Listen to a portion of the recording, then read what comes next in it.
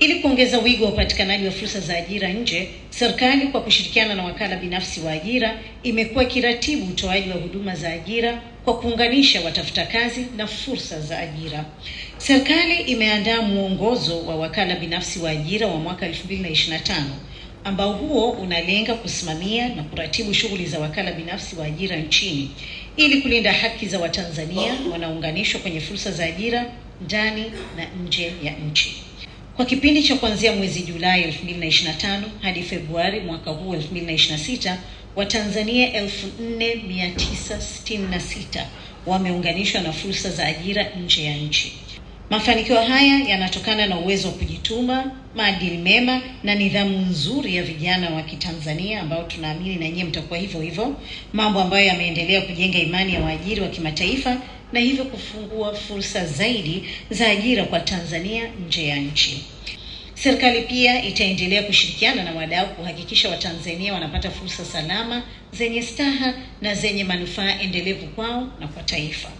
Vijana hawa wamepitishwa katika mafundisho mbalimbali ikiwemo pre-departure training ambapo wamefundishwa masuala mazima ya kufanya kazi, kuwajibika kuliko kawaida. Wanasema you dance like nobody is watching. Unafanya kazi kweli kweli, watu waone uwezo wa Mtanzania na namna ambavyo Mtanzania amefundishwa kazi.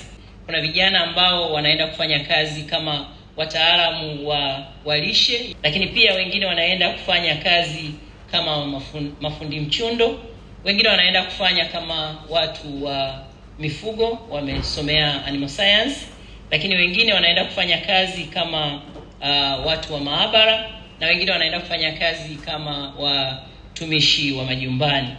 Ni animal scientist. Nimekwenda nchi ya Ujerumani kufanya kazi katika shamba la mifugo. Ninaamini kwenda huko kutanisaidia kupata ujuzi zaidi, kujua teknolojia katika uzalishaji, hasa katika kilimo na mifugo, zaidi katika mifugo. Nimejiandaa vizuri na safari. Naamini fursa hii tuliyopata na serikali yetu kutusaidia kwenda nchi za wenzetu, nchi za nje, specifically naenda Ujerumani. Ninaamini hizo nchi zina maendeleo zaidi kwa sala ya teknolojia na vitu vingine. Kwa hiyo tuna imani tutawakilisha nchi vizuri, tukijifunza, lakini tukitumia utaalamu wetu, mimi kama afisa lishe,